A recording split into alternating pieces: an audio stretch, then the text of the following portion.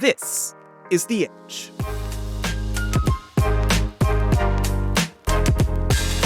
Hosted by award-winning golf broadcaster Scott Walker, with Andy Walker, a four-time national champion and the head golf coach at Eastern Michigan. And now, Scott Walker. Back here on another edition of The Edge. I am Scott Walker. That is my brother from another, Andy Walker. Andy, what is going on? That's all good, man. It's Olympics week, getting to watch a bunch of golf, getting to watch a bunch of gymnastics, swimming, track and field, stuff you don't get to see. Saw a pregnant woman win a medal at fencing. I've seen it all. 3-on-3, breakdancing. Come on, bro, breaking. Wait. You actually saw, I didn't see the breakdancing at all. I saw just a little bit of it. I was looking for like Turbo and Ozone and all them out there to see who they was repping. Hey, so last week we had Michael Collins, and by the way, if you haven't seen that episode, the full episode is on YouTube and of course on all our podcast channels. It was a great talk, but I have to admit I was wrong, and we admit when we're wrong on this show. I said I had no interest in watching the Olympic golf, and then Sunday I was like, "Oh, the leaderboard's pretty good." And I went, saw John Rahm was killing everybody and went and played golf. When I came back, all of a sudden, Scottie Scheffler's on the medal stand. I couldn't believe it. And then I saw him just be typical Scottie Scheffler. And then like 3 bars into the national anthem, he starts breaking down. And that moment told me that Olympic golf is here to stay. That moved me. What did you think? I mean, this dude, it was Scottie's world, right? And then all of a sudden Xander comes in, and now they're talking about, maybe Xander could be player of the year after, nobody having a chance to be player of the year. And then Scottie comes out and shoots 62 the last round. Are you kidding me? I mean, 29 on the back 9 and just ran him down. And then, obviously to see everything that he's accomplished, that emotion when you get on that podium is obviously a little bit different. What was the tournament where you had the most emotion after a performance, whether you won or lost? Oh, wow, that's a good one. You know what? To be honest, I'd say the most emotional I was after a tournament was probably coaching in 2019.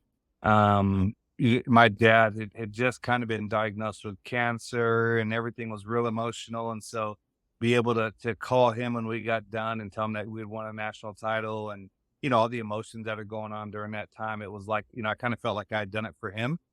And it kind of, in retrospect, it's a little bit of like how Scottie, like when you're playing for something bigger than yourself, I think a little bit, you get a little bit more emotional, and it means a little bit more. And that's the magic of the Olympics generally. But when golf is played for more than a check, golf gets really good. Right. The drama gets exceptional. Ryder Cup, Olympics, whatever it is. And to me, that I underestimated that these guys would feel that way without a team part of it, but just being individual and really feeling that, having it hit them, that got me. Even Tommy Fleetwood felt really good with a silver. And that was probably the biggest moment of his golf career as well. That's right. And, Hideki getting up there after, not being able to do so, with the crowd and everything and the last Olympics. So there's so many good storylines, and, it was awesome to see. I was watching when they were teeing off, and you have the 3 guys standing there and they're representing their country, and they're not talking about accolades. They're just saying their name and the country they represent. And they're talking about, Joaquin possibly bringing the first medal to Chile in the games. And, there was so much emotion going along. I mean, they were definitely playing for more than a paycheck. All right. So I'm now all in on Olympic golf. We'll see what the women do this week. So we'll look forward to checking that out and giving you updates as we continue with our next episode. Right now, we have a guest coming up, Gavin Parker, a.k.a. gavinflo, a.k.a. Andy's buddy from Richmond, and it's a great conversation. All that's next. This is The Edge. Stay connected with The Edge on your favorite platforms. Find us on Instagram and Snap at theedge.show.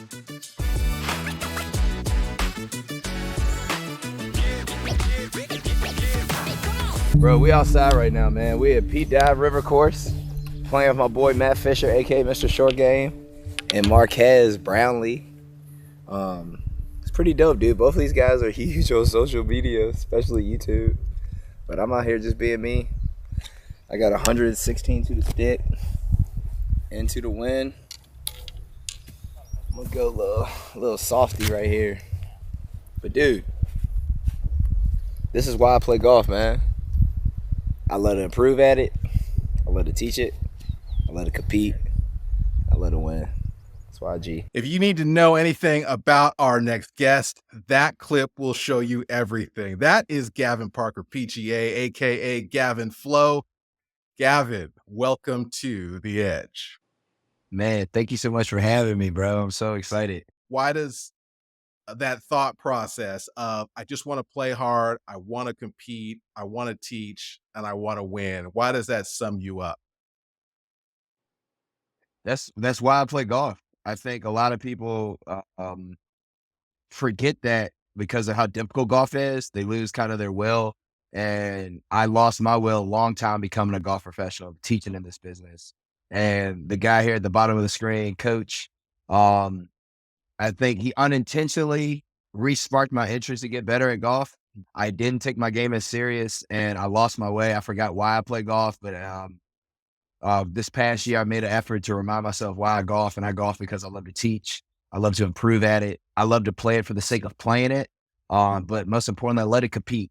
And I forgot that it's nothing like competing, man. And I love to win. Andy, why did that conversation happen? How did it happen? I met Gavin like my first week here. You know, we were at an event and with Wendell Haskins when his show was coming out, and we met and chopped it up and kind of hit it off. And then, you know, Gavin, I mean, all of Gavin's success has been planned. I tell you what, man, this dude wrote a plan down and we talked about some different things and he executed 50 times, you know, what you know, he even said he was going to do, which was awesome. So give me the universe. Give me the Gavin Flo universe right now. What does it entail? Wow. It's pretty simple, man. A lot of people get really caught up, but like, universe is simple, man. What I do every single day is I instill enthusiasm and joy, Scott. Like that's all I do. When people ask me what I do, that's what I do. I'm fortunate to be, I'm probably one of the, I think I'm one of the best babysitters in the world. I specialize in teaching kids, specifically kids who don't necessarily want to be good at golf. So I really think that's why Coach and I really hit it off. Because a lot of people in our industry are so obsessed with winning and competing and being the best that they lose sight of play is for more than just progress and performance. Play is used to create a culture. And I work at Salisbury Country Club, and Coach actually saw it this year, but like, bro, we got a culture that's play based, and it's based on playing for the sake of playing. So that's kind of my universe, man. Is I'm an advocate for all things play, and I'm here to remind people that play is serious. Play is not really easy. Play is pretty hard to create, but play is so important to give life meaning. So I'm every single day of my life, I am pumping enthusiasm and joy. I'm also a media personality and a content creator, and that is the life I really, really enjoy. So people call this touch. People are always like, and feel, right? So what can you touch? What can you feel? Feel is the energy that you put into the ball to make it stop at a different distances. Yes. Touch is the ability based off of how far you swing this, can I make it stop? Right. That's touch. So that's where we're going to start off first. Okay. That's the skill of speed. Naturally, I'm not a creative person, but I enjoy, copy what it takes, like putting my own spin or stylizing things the way that I like to see it done. Tell me if you think that YouTube golf will change the world, and if so, why? Yeah, YouTube golf's going to change the world easily because more people are going to identify with those guys faster. It's more enjoyable. It's more realistic. It's also anybody can do it. Within the next 2 years, there's going to be a league that's called the People's Golf League where anybody can play against YouTube golfers and have a chance to win. And it'll be like the World Series of Poker almost, or like WWE style, but for YouTube golf. And that's where it's coming with the amount of people where you can have your own channel. Anybody can play golf. Golf's the one sport when you go to a golf event, people dress like the people who are playing. Name another sport that does that. And it's so innate, and it's everybody can like identify with golf and wants to be a part of that. And YouTube golf will be bigger than PGA Tour the next 5 years easily. So tell me about the experience of playing the Good Midwest Open. How did that come about? What did that do for your career? Wow, this is so cool how golf works, man. Man, I'm about to tear up, bro. But basically, I grew up in the first tee, wasn't a very good golfer. And it wasn't for a lack of trying, it's for bad coaching. So I met a guy, my first ever campus day is Justin Tyler Thomas. He was a way better golfer than I was, but I was good with people like Coach said. So I was able to like do all the cool stuff in the first tee. Anyway, this guy and I became really good friends. He's a really good golf instructor. He was a part of this YouTube group called Performance Golf. And at the time last year, Performance Golf was inviting other content creators to make content in this guy's backyard where they would play this par 3 course at this dude's backyard in like Boca Raton. And it was like incredible. Like you're hitting shots over his house. He's got this dope ass green. So I got invited with another content creator for that. And at this time, I wasn't playing a lot of golf, guys. Like I'm gonna be honest, but I played with this guy, Matt Fisher, who is Mr. Short Game on YouTube. So he was my partner. And we beat the Performance Golf guys, my boy JT and his partner, Brian Moog. And I was like, bro, it was a 2-man scramble. I got hot, birdie 1 and 2 in a 2-man scramble. I beat my boy who plays nothing but golf all the time. And me and Matt Fisher kind of got along. And then like a month went by, and it was right after Coach like cooked me on the golf course at Lakeside that I got a text. It's like, hey, bro, you ever heard of Good? I was like, kind of. But like, Scott, I never heard of YouTube golf. Like, and this was November 23. Like I never even watched YouTube golf. Like, bro, I didn't even, I'm not lying. I never watched YouTube golf. So it's like, yeah, bro, there's this thing called the Good. They're having an invitation on Scottsdale. Do you want to come? And I was like, bro, yeah, I'll come. So I went out there, and like after Coach cooked me, I started taking lessons and I started prepping again.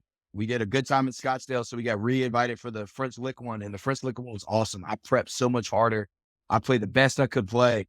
And we lost by 6, but we lost to like, there's like 8 tour players that played, man. So I was like, bro, I was so proud of myself. Like Rich Bean played in it. The dude won the 2000 PGA Championship. This kid named Mason Green, who was like UCLA's best player, played.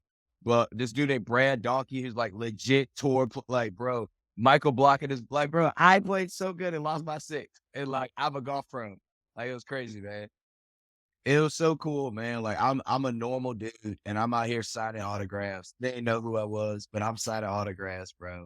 I'm able to be out here, and like I felt like I've always told my mama I was gonna make it, bro. I'm telling you right now. I said, Mama, I'm gonna make it. I'm gonna study golf. I'm gonna make it my major. And like I'm gonna work in golf. I don't know how, but Mama, I'm gonna make it. And I'm telling you, I got out there on TV and I did my thing. You can't control what they say about you on TV, which was crazy. But man, it was so awesome, and it's here to stay. And I'm just so glad that I got a footprint in the door in this space, because the window is closing, especially as being like a golf content creator. But dude, so many people love golf, and it's so hit, and I don't see it changing. Stay connected with The Edge on your favorite platforms. Find us on Instagram and Snap at theedge.show. So how did you get into, doing what you do? I know a lot of instructors, everyone wants to teach the best players in the world, and they want to create all these. And I know you have some really good players. You got some players that you've taught that are playing in college and stuff. But why did you choose that niche? What was it that sparked that? Wow, man. Oh, I love this question, Coach. So it wasn't until 2019 where it really like hit home to me. Obviously, I went to Campbell University where I studied professional golf management. I got to learn under David Orr, and I know you know him, Coach, but like Scott, this guy has there's no one who's done more research on putting instruction in the world than this guy has. And at one point, he stopped doing all full swing instruction just to do putting. So when he was doing that, he taught, like, obviously he taught Cheyenne, he taught Justin Rose, Hunter Mahan. But like, I went to this super small school and everything was predicated on excellence and performance. And like, this guy was like the best in the world at doing it. So like, I quickly realized, like, dude, I want to be a coach like that. I want to coach people who want to be good. So I started Operation 36, and I was the first person in Richmond, Virginia to do it. And essentially, it just was a long-term junior golf academy where instead of kids learning golf one time in a camper clinic, they would see me for once a week for 8 months throughout the year, Scott, and they would work them through 12 objective curriculum. So doing this program, I wanted all these kids to become skilled junior golfers. Like, that was my thing. I'm telling all these parents, like, yo, I'm going to take your kid at 7 years old. I'm going to progress them through the 6-level objective curriculum that has 12 different objectives each level, and they're going to be able to start at 25 yards, and then they're going to break 50 yards, and then once they can shoot par better from 50, they're going to play 100. So like, I'm spewing this, bro. At the same time, guys, I'm reading everything Carol Dweck has said about growth mindset, what it's doing about winning, and then I'm watching these kids, you know, some kids who are, you know, predisposed to playing golf, they're easily past 25. They're easily past 50. Now they're getting at 100 yards and kids are starting to fail a little bit. So now I'm getting these kids, you know, they've been in my program 2 years. They're still playing from 150 yards out. Now I got kids in my programs for almost 4 years now, and they still haven't broken 150 yards. And I'm watching these kids, guys, cry. Yeah. I'm watching these kids like nervously get upset because they don't think they can do it. And I'm looking at myself, it's like, bro, it's like, just because I want these kids to shoot par better for 9 holes doesn't mean they have to do it. And so I'm watching as like my enthusiasm staying the same as they're coming to class. I'm trying to pump them up. But now these kids are, you know, it's some kids are trying to break 150 for like the 30th attempt, bro. Yeah. And like, it's so hard to explain grit and a growth mindset to 11-year-old. It's like, bro, it's so great that you keep failing. You know what I'm saying? So I was like, this can't be it. So fast forward, now it's 2019. I'm attending the World Putting Conference because that's how much of a nerd I am when it comes to putting. So I'm in this room of 25 putting experts throughout the world, and we're all having dinner. And you know how like golf instructors are, coach, like everyone's got to, like, you know, at the table, like demonstrate their value of like what qualifies them to be in the room. So it was my turn to talk. And I'm like, yeah, I'm the best junior golf coach in the world. And they all kind of looked at me and was like, bro, you're crazy. You don't have that one NCAA player. We don't even know who you are. Do you have anybody that's tour? And I was like, guys, I'm not the best junior golf coach in the world because of these accolades. I'm the best junior golf coach in the world because I'm able to connect kids faster than anyone else. And after that meeting, there was a guy from France, his name's Cedric Denny, who created this app called Spider Putt. And he goes, hey, dude, I need to introduce you to a cat named Richard Franklin. Richard Franklin's the best junior golf coach in the world. Richard Franklin created this company called Discover Golf. And he goes, you need to call this man. So I remember getting back into the States and I called this guy named Richard Franklin, and we talked on the phone for like 2 hours, but he was able to articulate everything that I was experiencing, which was wrong with the traits of junior golf, coach. What I mean of the traits is like, yo, you want kids to, most people in golf instructing for junior golf just reverse engineered what the best players do, right? So, oh, best players shoot par. Oh, let's start kids really close. Oh, once you start them really close, they get more proficient at stopping the ball, but they didn't understand the mental states that go in to create those traits, where this guy really started to quantify that. And I started realizing that, you know, it's tough to create win states for kids that are only solely predicated on who can hit the ball the farthest, or who can make the most putts, or who can make the ball stop. And those were the only things I was doing in my classes. And the kids who weren't good at golf weren't winning. Therefore, they weren't passing 36. Therefore, they weren't coming back. He started realizing too, is like, yo, bro, I know you're pretty hot stuff, Gavin, but you're relying on just brute force, bro. Like, you just have but so much energy and enthusiasm because you're 24 and 25 years old right now. But like, what are you gonna do when you're 30, dog? How can you get kids to do something for the sake of doing it? Like, and then he started teaching me that, like, yo, play is voluntary. Like, no one should be coerced, where I started noticing that kids were only coming to my Hop 36 classes if I was giving them a skill point chip. Or, you know what I'm saying? What do I get if I win? You know, like they were, If they know they weren't going to pass 36 yards, they weren't going to do it. So then that's how I started to evolve. I quickly realized like, bro, I was only celebrating the traits of junior golf.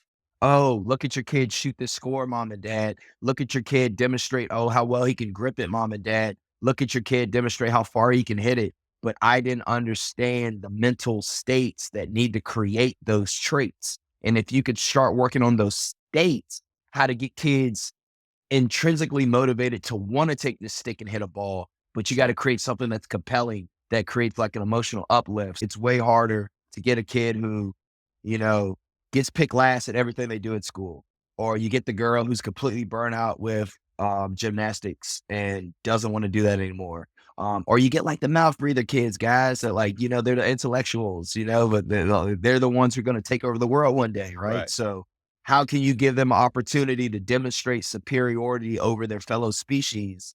You can't in most junior golf programs unless you take time to learn how to create alternative win states. I went from trying to be the best junior golf coach in the world to like teaching kids who I wanted to see kids who play in college. And then I did that and I realized like, whoa, like it's not as fulfilling down here as it is. I am so fortunate that I truly get to do what I want every single moment of the day. And the only time I don't have to do that is usually never. Like I'm very fortunate to be able to get to do what I'm doing right now with you, Scott. I'm such a play advocate. What we got going on in Salisbury, I mean, coach, you saw it, bro. Like class didn't start till 5 and you saw me out there at 3:10 setting up for 6 kids. And kids can tell when you took the easiest way out. And I think that sets me apart in this industry is most golf professionals want the bare minimum. And then they look at junior golf, Scott, as a chore. Like, oh, I got to do the juniors. I got to do the kids. Well, I'm like, bro, I can't wait. I'm up at 5 a.m. to work out just to be physically fit to be able to coach these kids, man, because it's not easy. It's really hard. And I'm at war to capture these kids' attention, guys. Like, I don't have to tell you, man, but this 24/7 media scope is crushing kids. Kids' attention span's bad. I really feel like I'm here to teach little boys how to deal with rejection, deal with hearing no, deal with losing. Because I feel like that's something that not a lot of kids, especially males, are prepared for as they grow up. It's like, bro, you gotta get this rejection. You gotta face it. You gotta face it. You gotta lose.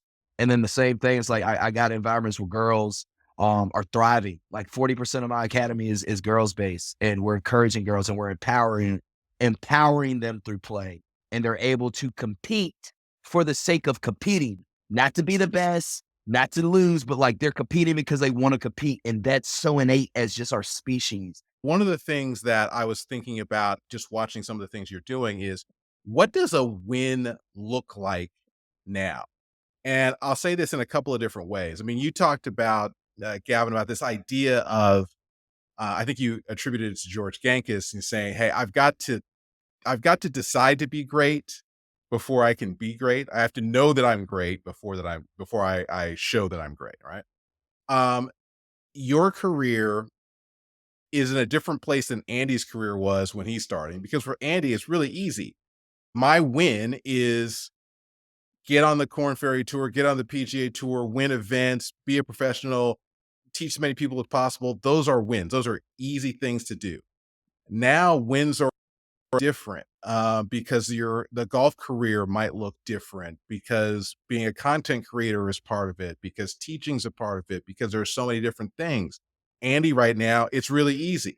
What's a win going to look like? A win's going to look like Eastern Michigan winning a national championship and The Edge becoming the biggest growing golf podcast out there. So those are the 2 wins, right? And they're easy wins. How do you define wins differently when the criteria can be a little fuzzy? Wow. Scott, wow, dude. I've never been asked that question and I freaking love it.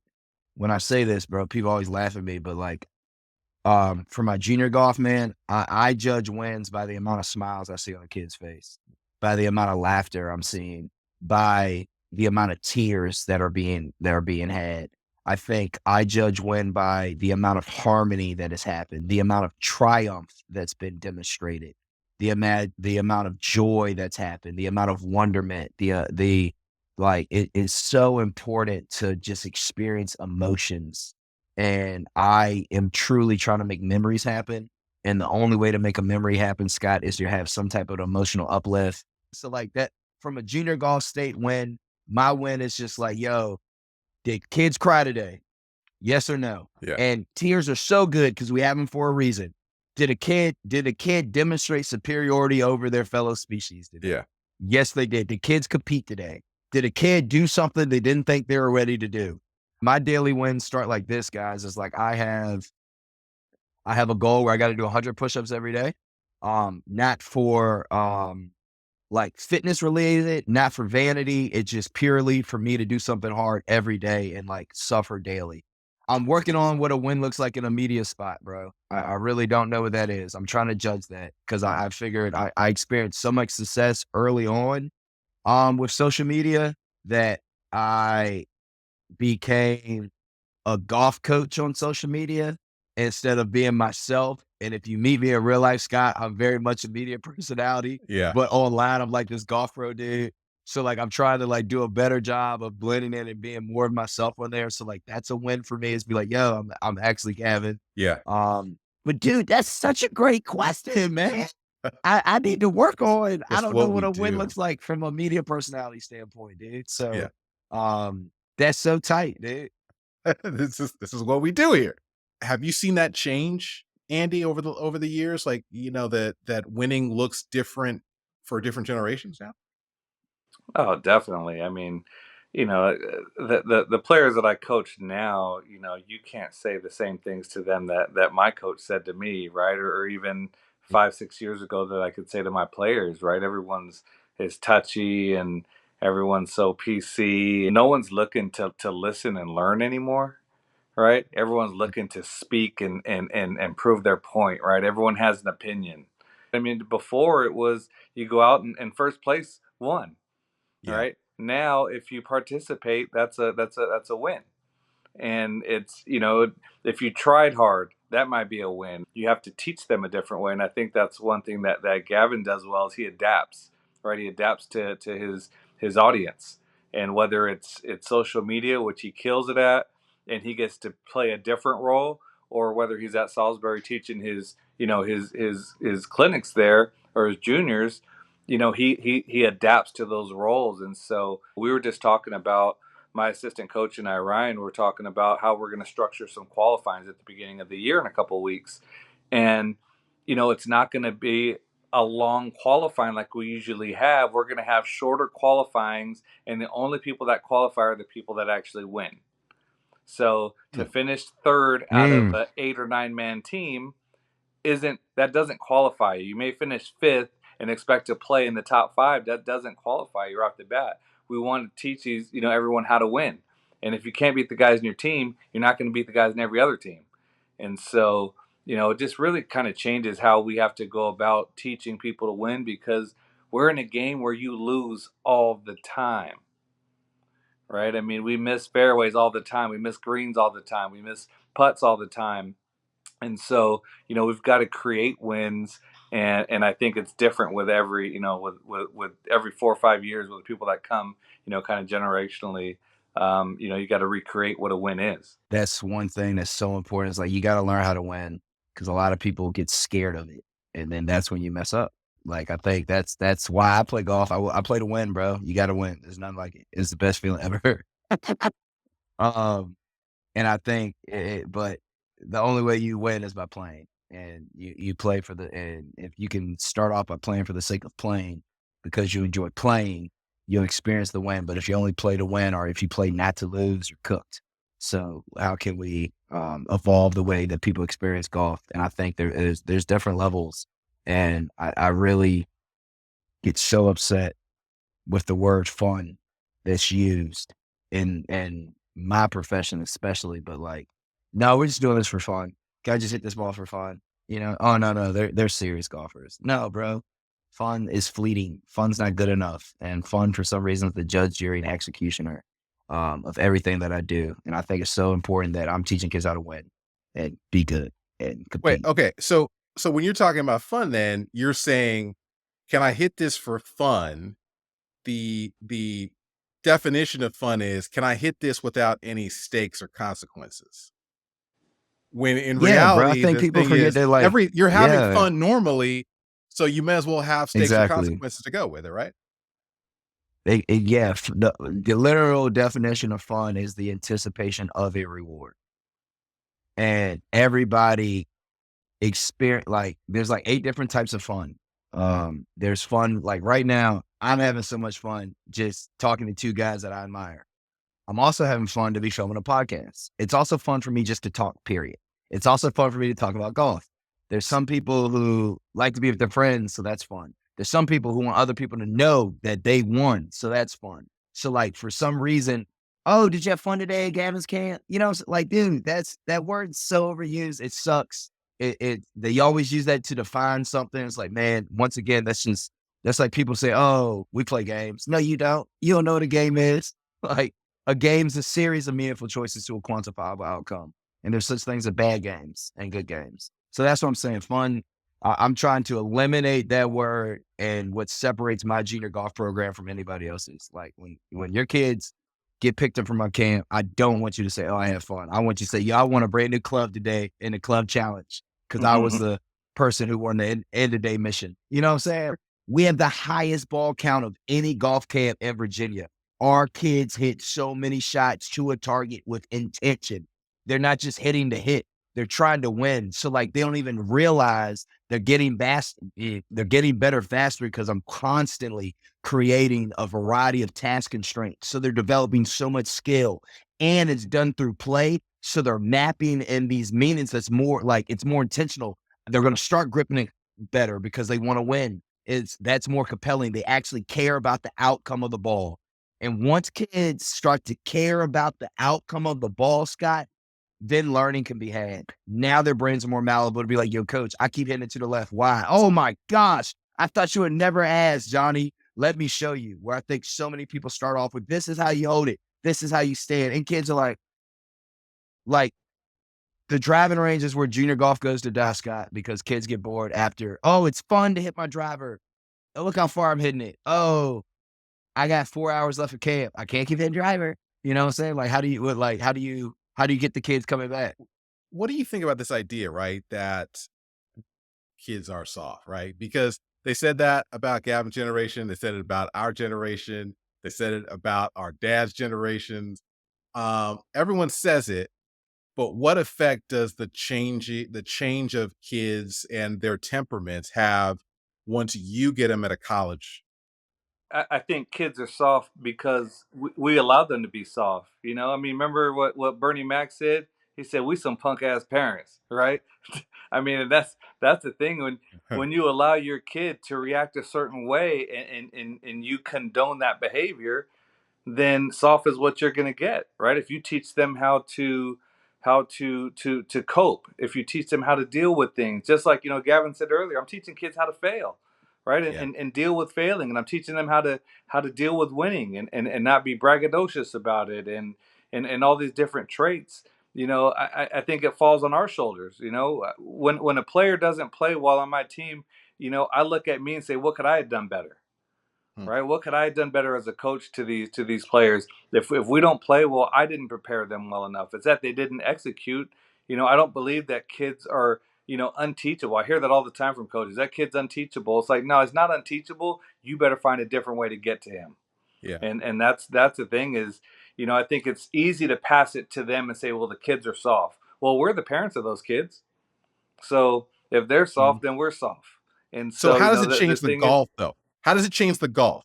How does golf look different because this generation is taking it from us as opposed to another generation?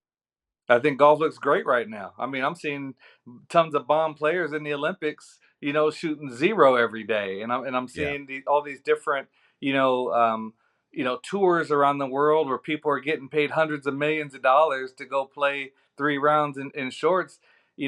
Everything evolves, right? I was the first person that was like anti Top Golf because it wasn't golf enough. But guess what? Top Golf is great for this game, right? I was anti hoodie on the golf course. Well, check it out. I'm rocking a hoodie right now, right? It's like, Yeah. you have to adapt. And I think we can't look back to the old way of, I had a college coach tell me I was the worst effing putter he's ever seen in his life because I 3-putted the last hole.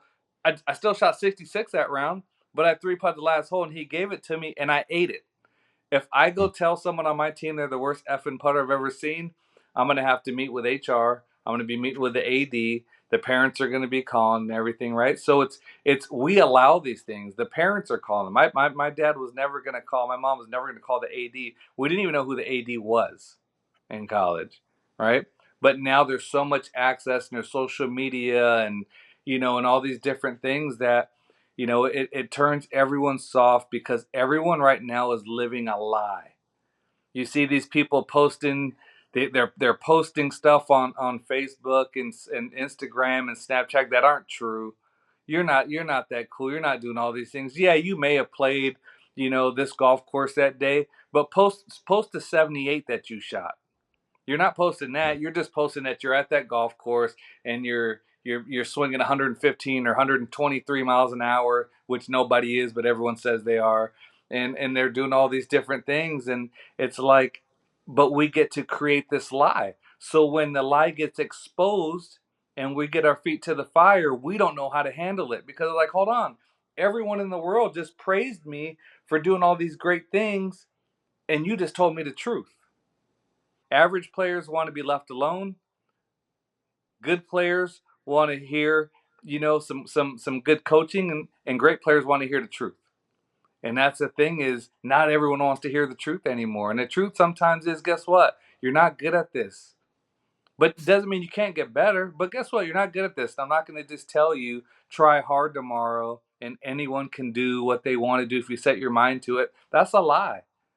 That's a lie. Not everyone can do what they set their mind to. All three of us right now can go hoop with Michael Jordan every day for the next year, be in the gym, go to combines and camps, and none of us are going to play in the NBA. Yeah. So, Facts. that fact of we need to be realistic with our kids and have hard conversations. They're not easy to have as a coach, as an Oh man. instructor. They're Hard conversations, but they're you got not. to you Yeah. got to have them, and that's part of being a grown up, and that's part of the kids Yeah. learning and respecting the grown ups to tell them these things.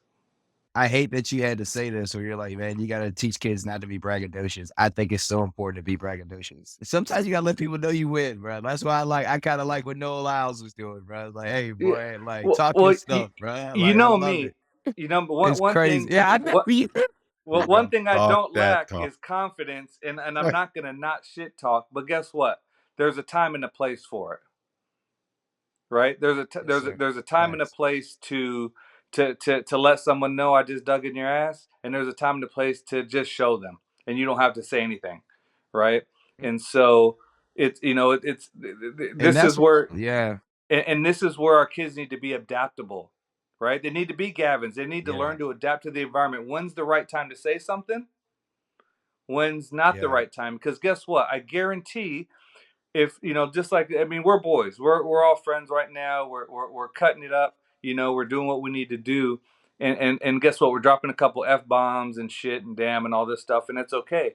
But if you were on Golf Channel, we know that's not the thing to say. We're not going to slip up and say, "Well, I'm going to tell this kid, I just fucking hit the shot." No, it's not going to come out, right? yeah, Yeah, yeah. Because yeah, you yeah, understand how to yeah, adapt to your environment, right? And that's the yeah, thing true. is when Yeah, different players, we need to. It's on us, Scott, to answer Yeah. your question. It's not on the kids being soft. It's on us allowing them to have certain feelings and not teach them how to adapt. And that's the biggest thing is when I'm coaching players, and this isn't about me. This is about Gavin. But when I'm coaching players, I tell them, guess what? I'm gonna be hard on you because I love you. That's why I'm gonna be hard on yeah, you. I'm gonna tell them yeah, to quit fucking hitting that 15 foot or 5 feet by the hole because I know what it'll do for the rest of your life when you become a better lag putter, right? yeah. Yep. I'm a kid from Exactly. 43rd Street in McDowell down there in Phoenix, right? I wasn't supposed to do the things that I did in this game. I'm not supposed to be doing the things. Gavin, Gavin's talking about a lot of his stuff is based on monetary. Gavin makes a lot of money, y'all. I mean, that because he's great at what he does. Right. But you see a 6-year-old Gavin And ain't no one on earth gonna tell you that Gavin's gonna be who he is and where he is today. But Gavin, and I was never fortunate enough to meet Gavin's father, but I know people that do. My next door neighbor, Bob Mullen. Bob Mullen knows your dad, and he talks about your dad, and he talks about you growing up. You weren't allowed to be a little punk softy, You preach it, man. And I think right? that's something you said. So you said earlier, coach, that like I struggle with, man. It's like, I talk too much. Like Scott, that's my biggest issue, bro. I talk so much, man. And I find myself being too passionate, and because I get excited about things, but like that passion goes away. That's what I lost sight of, bro. I got so into my old Kool-Aid, man. Coach just said it. I started to realize you can make a lot of money in junior golf. That created a little bit of ego. What gives life meaning? Like what makes life worth living? And, they say you got to have love and work. And I lost sight of what I love. And then most importantly, I realized like what work is for. And I was looking at work from the wrong perspective. I was Yeah. in a really bad mental place. I was at a really bad, I was asking for help. I think you could tell I didn't know it at the time. But basically, Scott, I'm bipolar, bro. I had no idea. I was Yeah. unmedicated bipolar for the last 2 years. And I've always been, I won't say always, but I've always been extremely manic. Like, and I didn't Okay. know that wasn't normal. Yeah. Like I didn't know, like it wasn't normal to, like work out 8 times before 8 a.m. and then teach like 13 hours of lessons and then like not sleep. Like I didn't know that wasn't what you could do. So like the last year or so, been medicated and it's been a game changer for me. And I am getting rid of this ego. And it's so cool to be more humble and not even just humble, but just understandably more grateful that, we're not here forever. And I think it's so important that you started this, Scott, with, reminding me why I play golf and I lost sight of that. And coach, you're one of the big reasons that I started playing golf again. I played a very small part. I'm not going to take any credit in anything that you do, dude. You're an unbelievable. You're an unbelievable guy. And when I met you, you can always tell when you meet someone like there's something special about this dude. Like I didn't know when we first met at that event. I didn't know what it was, but you're like there's something about this dude. And then when we went and sat down, you were like, dude, you brought a little notebook. What do I need to do? What direction? Where is there a place for me? And you started talking about the things you did, and it's like instantly like the things that you do because you're a good dude. And so I've only seen you in one arena. I didn't see the down part. I only saw you enthusiastic, and that's why you're so infectious with the kids, right? Like I tell everyone, if I need to get somebody, like if I need to convince them to play golf, it ain't gonna be from me because I'm gonna talk over their head. That's a big fault of mine is I forget that there's the 99%, and I talk to the 1% all the time about too much technical stuff and too much like golf stuff. If I sit there and go like, we want this 10-year-old to understand how great this game is. If he talks to you for 5 seconds, he's gonna be hitting shots, right? And you're gonna have a relationship. So Gav, my man, we played. Tell me, what do you love about your golf swing? Wow. I really like my setup and then I like my finishing form, like just how balanced it can be. Love it. Love it. So what would you change about your move, Gav? Woo! Dude, I got like this weird range of motion issue. Like my right arm gets too internal. Like I don't get it external enough, so like gets behind me. So like I'm really trying to work on getting space and get it more in front of me on the downswing. And then I got like this weird like upload. Like it looks like when I swing, I go up, and I just hate the way it looks. Where were you when you made that one swing? Just that butter move when your swing was your best. Where were you at? Hey, bro. It was the first time I won a golf tournament in college. It was hole number 9 on the white course at Keith Hills. It was like the week before Halloween. It was craziest round of my life, bro. I was 5 over through 3 and ended up shooting. And it was just like the best feeling ever. I had 71 yards out. I took a 56. I swung at 10 o'clock to 2 o'clock, which feels like shoulder to shoulder. And as soon as I hit it, it landed on the right side of the whole location like I wanted it to like 10 feet. And I made the putt. I made the putt before I even, like, the moment I hit the shot 10-2, I saw the number. I was like, oh my gosh. Keith Hills, 2011, like the week before Halloween. First tournament I've ever won in college. I was going crazy. How are you changing the game? Wow.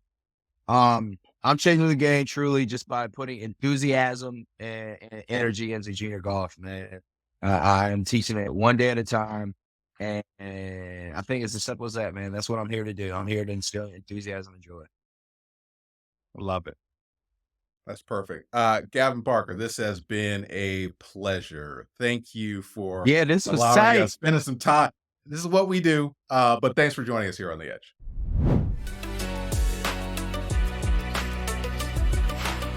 For more of Andy's instruction and insights on the game, sign up for free on the website at theedge.show.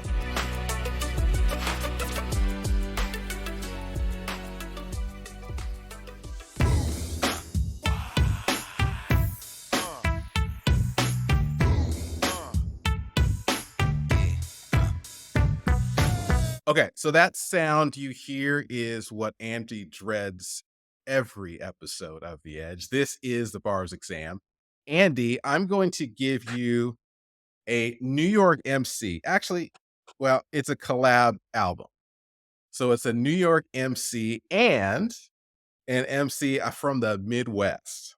I'll give you that. All right. Wow. New York MC and an MC from the Midwest. That's right. So it is a collab. So let's call it a group. The album is from 2011. So 2011, New York City MC with a collab with a Midwest MC. Here we go. I invented swag. Popping bottles, putting supermodels in the cab. Proof, I guess I got my swagger back. Truth.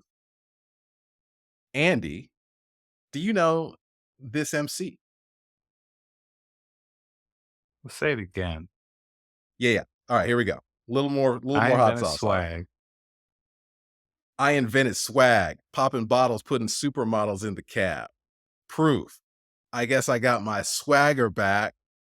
Truth. New watch alert, you blows, or the big face Rolly, I got 2 of those. That should is that Jigga and Eminem? That is, oh, you got a half right. That is Jay-Z's verse on the Watch the Throne album with Kanye. Right. Oh, and Kanye. Yeah. All right. So do you know the song? Because basically, the reason I picked it is because this has been a heavy rotation for me.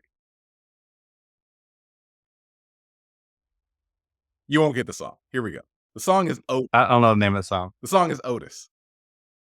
Otis. You know what? Yeah. I wasn't a big fan of Watch the Throne. I didn't like. I thought I was gonna love that collab with those two, and I didn't. It didn't do anything for me. So here's why it does something for me, that song, because of the music, right? So it's just so musical. It's using those Otis Redding hooks and that music behind it. And that what I thought was the inventive part of it. Jay-Z is good as always. Kanye was fine. Yeah. But the production value he added to it was really hot. And that's to me what made that song, that album interesting. But that song in particular, I just listened to it on a loop. It's just hot. I get a par and a half because I knew that flow was Jigga. Yeah, that's right. Of course. Cause just like you, he got his swagger back. I love it. All right. So that's it this week. We're going to take next week off and then wrap up the couple of weeks in the end of the month for season 1. Andy, any final thoughts as you're looking forward to the Olympics? Moving? What are we doing? Yeah, man. I've got so much going on right now between trying to pack up this house, move to another. I got to play golf on Monday. I haven't picked up a club in 4 months. I got to play golf. Yeah, man, it's a lot going on. We got a hurricane heading our way. It's way too much going on in A-Dub's world right now, man. All right, well, let's get you some time to get your stuff cleared up. We'll talk in a couple of weeks. Andy Walker, say goodbye to the Say goodnight to the bad guy.